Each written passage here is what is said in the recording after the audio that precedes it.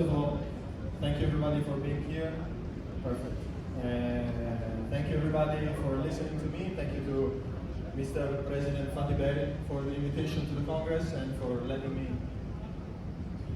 speak about what I think and what I believe about protecting authentic honey in Arab world.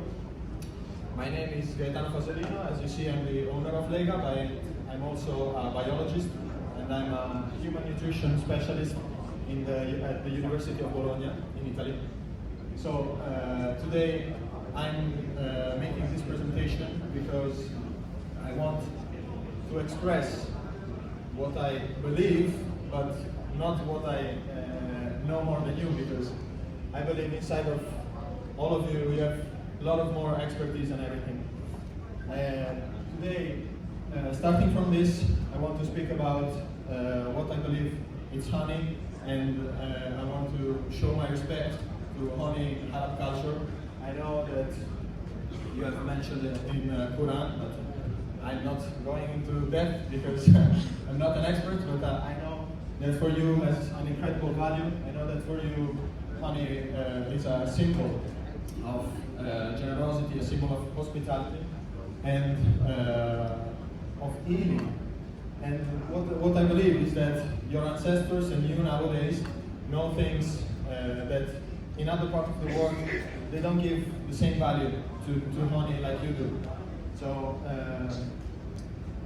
here we know in modern science, something I've also experienced in my professional career as an athlete.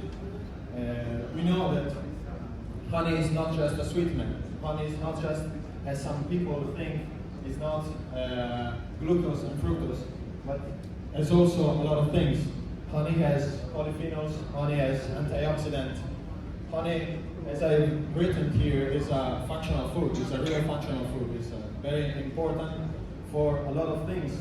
We know also some other great products like royal jelly, like propolis, that have antimicrobial characteristics. They can be as healing for people, for diseases. And we know that also with natural balanced energy, because glucose and fructose help maintaining the insulin spike low. We know also that honey has support for gut microbiome. Honey has support for oxidative stress. So I think that what you use honey for has an incredible value, and I respect that a lot because I think in other parts of the world they don't use the same thing. We also know there are some studies, some researches from, for example, the Journal of Agriculture and Food Chemistry that express how botanical origin changes the nutritional profile of honey. And I believe in our world you have an incredible variety of floral resources that in some other part of the world we don't have. You have, for example, your amazing seed honey that it can be harvested only in your regions. So what I think is that as the floral source, as I've written, can define the nutritional profile, you have a power to have a variety of honey that in other parts of the world does not exist. And that's what comes out the role of the beekeeper in the Arab region. Everybody here is an expert in beekeeping, more than I can be, I think. And you have an expertise, you have ancestors who have transmitted maybe this incredible role for thousands of years. You have a story that speaks for himself, thinking about beekeeping, thinking about honey and the value it has. So, as I said, if the floral resources can shape the profile of honey, also what the beekeeper does and what you do, what your daily job is that you can protect a tradition, you can change, you can modify, and you can put on the right path what is honey in Arab world, what is your incredible different varieties of honey in Arab world. And as I come from Italy, so I come from Europe, we have a lot of problems thinking about threats of honey, of adulteration. And I believe that the value that have your honey, it's also a fact that it is not easy to change it, because you have floral resources, important floral resources, you have an important tradition of job, and keeping this product straight, keeping this product without any adulteration, without any blends, rising the value of what is the value of honey for your tradition, for your country. I think that you can fight all these challenges that are inside the global threats and that are inside the world of beekeeping worldwide, not only in Arab region, not only in Europe. And I think that traceability inside here becomes essential, because you know that your work is done in a proper way, you know that you have a tradition of beekeeping, of harvesting, of treating the bees, of extracting and keeping the honey.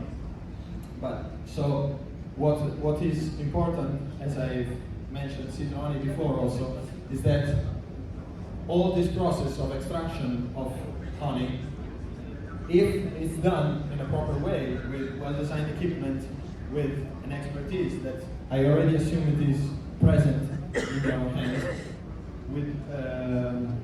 with all the process, we can protect what is one of your most incredible products. That, let me say a thing. I believe that in Europe, people don't know how important, how rich, how rare is seed honey. Because when you speak about food, for example, we can think about truffle, caviar, and all this food that are sold for a lot of money and that have incredible value because they are very rare. We don't have this outside. So I think your seed honey with a proper value from the Arab region can have an important value, an important price, and can be considered really as a special food, like the other I mentioned before.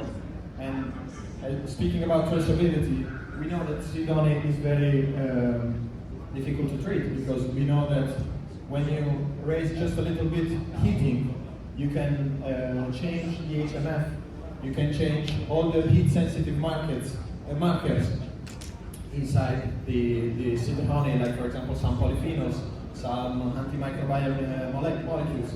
So I think that nowadays we are in 2025, almost 2026, and technology now can help and protect tradition, not substitute tradition, because you, more than other part of the world, have an expertise, have tradition on, as I said before, treating the honey, treating the bees, and harvesting in a proper way. So, with technology, with equipment that makes cold extraction methods, with equipment that doesn't change all the values I said before, all the characteristics like HMF and everything, we can preserve what true honey is, what the true characteristic of honey you have in, for example, in seed honey, but all in the quality of different honey you do, and in other part of the world are not possible to harvest, because only you have some plants available that we don't have, for example.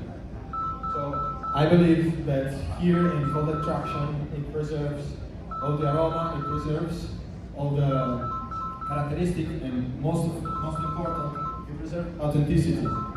Remember the title of my presentation, Protecting Authentic Honey. What I believe it's important here in this region to have is protecting real honey that you know already how to harvest in a proper way. And this also, it's important because, you know, now with the GCC regulation of 2025, you have more strict labeling methods. You have to write everything. And with traceability, when we have the possibility of having like a path of harvesting honey from the hive to the jar, to the moment in which the honey is put inside the jar, we can give purity standards, we can give proper labeling methods, so that you can raise the value of your honey. I tell you this, in Italy I've seen about something about the GCC regulation for the Gulf region.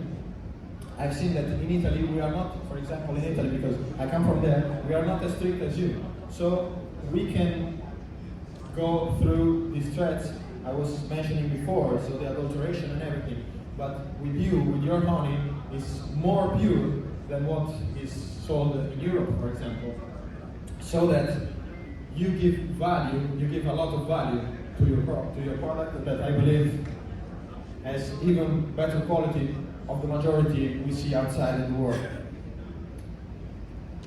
And speaking about that, speaking about equipment, you know also I'm the new owner of Lega, so speaking about equipment, I think that we can have a promising future together, because the Arab region nowadays has a lot of beekeepers, young beekeepers coming outside, and you also have an expertise to train these young beekeepers. You have